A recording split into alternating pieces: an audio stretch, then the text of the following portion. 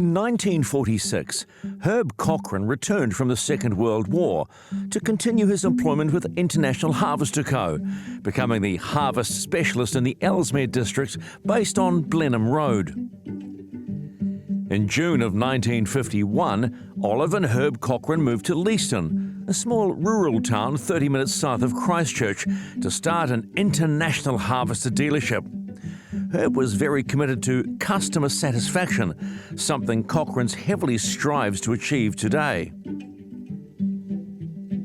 In the 1960s, Olive and Herb's sons Warren and Bruce joined the business. Warren's expertise was with parts and accounting, and Bruce had the skills for sales. This turned out to be the perfect combination.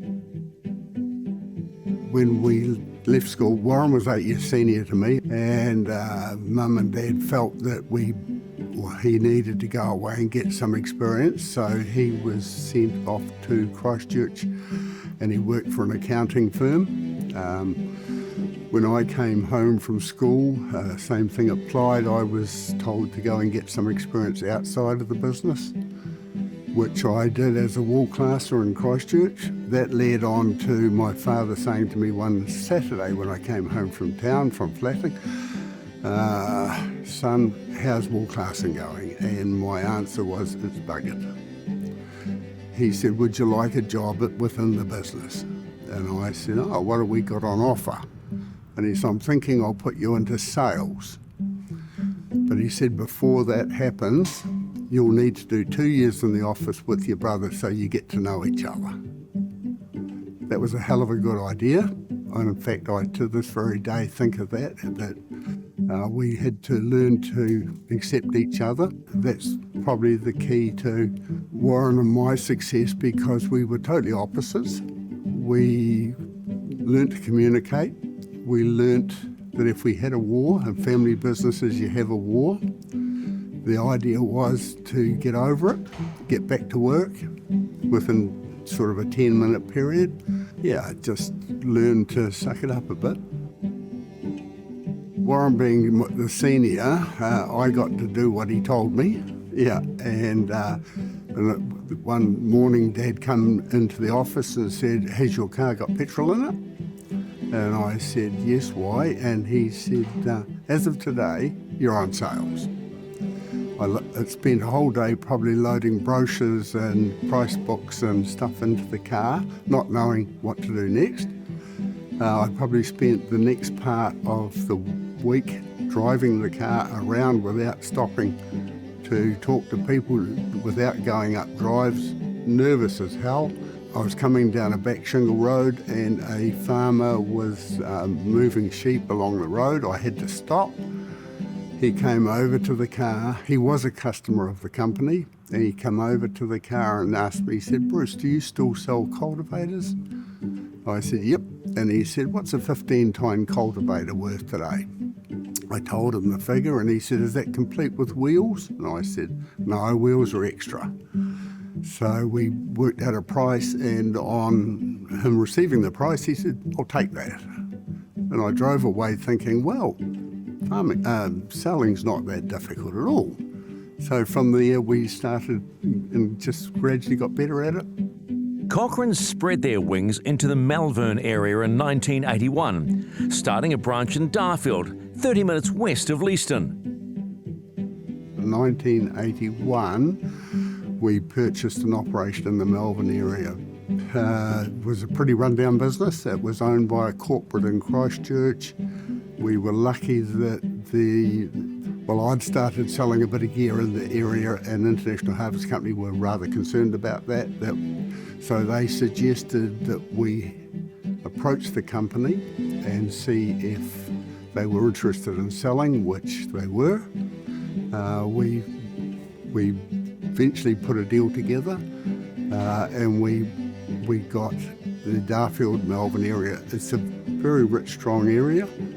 Some of our key clients today still come out of the Melbourne area. The business that was there was a reasonably run-down business, and it didn't have huge sales of product. So we had to get on top of that. There was a moment in time when I thought, oh, what have I done? But we managed to secure some very loyal customers, and that has sort of stood us in the right direction. When we purchased the building, it had fuel pumps on the road, and we all know what councils were like about that. I kept getting letters from the council, and I stopped opening them because I didn't want to know that we had to shift them. Eventually we did, and we revamped the building. The builder and I come to an arrangement. I had X number of dollars to spend, and we were partway through the pull down. He said, we need a meeting. I had a meeting, and he said, Bruce, I've run out of money. He said, and we were at that stage still pulling a rotten building down. So that created a little bit of an issue trying to fund that for the next couple of years, but we got there. In 1996, Cochranes take on the North Canterbury Territory, a huge opportunity for the business.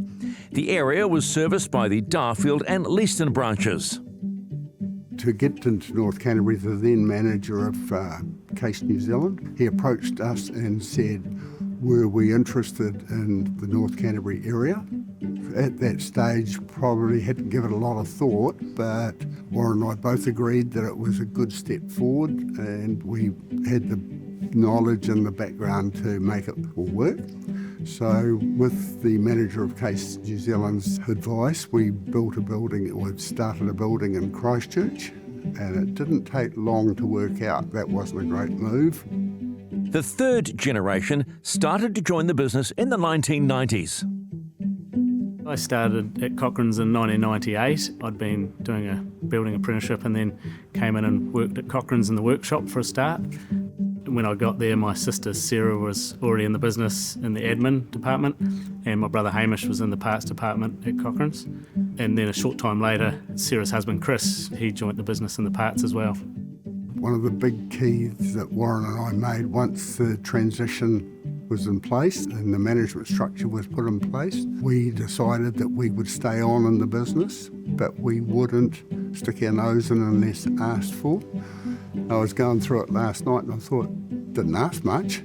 They managed to do most of their own decision making. We were involved in some of the major decisions, like Ashburton was part of where before we exited. Yeah, but since then the growth has come from their own ability. In 2004, the need was seen for a more efficient and faster service for our North Canterbury clients, so Cochranes opened a branch in Amberley.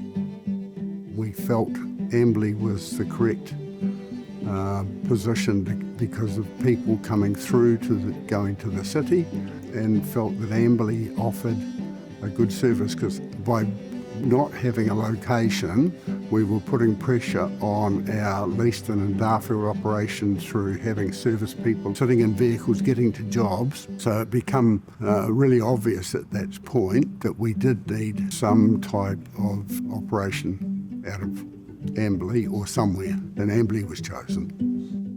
In 2009, Cochranes had the opportunity to take on the Mid-Canterbury Territory, another huge opportunity. They started a branch in Ashburton that year. We got the opportunity to take on the Mid-Canterbury Territory, and we probably never thought we'd have that opportunity to get into such a large-scale, intensive area. We started off at a premises that we had to sort of get pretty quickly, like we didn't have a lot of warning, so we had to go and rent a yard and a building on the main road, and we started off with 3 staff on the first day, so it was a big challenge trying to start from scratch, but something that with a good team that we've created now and good loyal customer base, we've managed to turn it into a really good branch, and really proud of how that's all happened. When I drive into Ashburton and see this building, this location, it certainly does give you the warm fuzzies, and you know the company's in good hands, and it's showing to the people that it's here to stay. The next opportunity for Cochranes to grow their footprint was in 2013, taking on the South Canterbury North Otago Territory, opening a branch in Timaru, as well as servicing the Oamaru area. So basically we got the opportunity to go down to the Timaru, Oamaru areas, and we took over an existing business, Redline Tractors. So that made things a little bit easier from the respect that we had a team already from day one. Over the last 10 years, things have really been going from strength to strength. We were actually blown away by the amount of brand loyal customers that are down in that area in South Canterbury and North Otago. In 2017, Cochranes set up a service agreement with Agri Pro Mechanical in Greymouth on the West Coast. Cochranes appoint a salesman based on the West Coast to further commit to this region. The West Coast is quite a difficult area to service because it's such a long territory. So having an existing company, Agri Pro Mechanical, helped us be able to get over and service the customers well. And then that, as well as having a salesman now based on the West Coast, gives us the best of both worlds, having the expertise from the larger branches over on the East Coast as well. In 2018, Cochranes saw an opportunity to direct import machinery from Europe.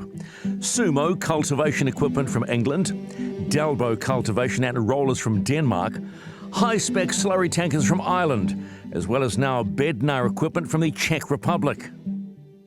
We saw the need for better priced machinery straight from the manufacturer to take out the middleman straight to our customers, and that's worked really well with the brands that we've taken on. 2023 was a massive year for Cochranes when we were appointed the New Holland franchise to be sold in all our branches, alongside Case IH and our other equipment brands. This came with the opening of our Blenheim branch in the same year. So New Holland was a massive opportunity for us. I guess it was a little bit daunting, and we wondered whether we had the resources to be able to make it all happen. But obviously it's a world-class brand and works well working alongside with our Case IH brand as well. That's the great thing between the two brands, Case IH and New Holland, is that they're both very similar in their parts. So we can carry more parts and have more for everyone, really. I guess we had a little bit of doubt whether we had the resources to be able to take on both brands, but with the help of C&H, it really made the transition a lot easier. So we've got to really thank them for their support throughout the whole transition. So when we took on the New Holland brand, we needed to have a branch in Blenheim because New Holland has a big presence in the viticulture up there. Here we started a branch, and we've got a team of people up there that are working really hard, and things are going really well. Grape harvesting is very similar to the harvesting that we do with the combine harvesters. We understand the demands and the pressures that come with that, so we want to be able to back the customers up there just as well as we do with our harvesting customers down here. So getting into the Blenheim area, we started from scratch, and of course we don't just service the Blenheim area from there, we also go into Nelson as well, and there's a lot of horticulture and sheep and beef farms and dairy as well, so it's a very diverse area. Today, Cochranes' territory now spans from Palmerston in the south to the top of the South Island. Working with your family it's a great thing to be able to do because not everyone has that opportunity. It also has its challenges, but we all get on very well. And I guess sometimes if we have a disagreement, it's about just getting over it and walking past 10 minutes later and having a smile and maybe a bit of a joke and getting over it. And some of our staff today, have been with us for a long time, so they end up pretty much like family as well. So it becomes an extended family, really. I think we treat people as part of our family, including our customer. Whilst we don't always get it right, but with staff, like we've had staff now running close to 50 years. We've just had 2 achieve 40. Yeah, and it's a matter of treating everyone as human beings. 75 years doesn't happen by accident, and there's a lot of hard work and dedication from a lot of people, and we're just lucky that we've got a lot of the best people in the industry working for us. We're very excited about the next generation coming into the business. Sarah and Chris's sons are joining the business, and maybe one day my kids as well, so we're looking forward to the future. It's very exciting. We want to say thanks to Grandma and Granddad and Mum and Dad, and also Bruce and Heather for the opportunity they've given us and working in the family business, and we're looking forward to being able to pass the baton on one day to the next generation. And of course, a massive thanks to our customers. We wouldn't be sitting here today without the support from them. It's awesome to have so many loyal customers, and especially some of the multi-generation customers that my grandfather used to deal with their father or grandfather, and now I'm dealing with them or their sons. I think Herb and Warren would be blown away to see the technology now, even the way it's changed in the last 10 years, let alone when Grandad Herb was around. Things have changed so much. It's exciting, and we're looking forward to the future. Yeah, it's been a journey. Yeah, it has. It's been good to be part of that journey. I know my father Herb and my brother Warren would sit here as proud as what I am.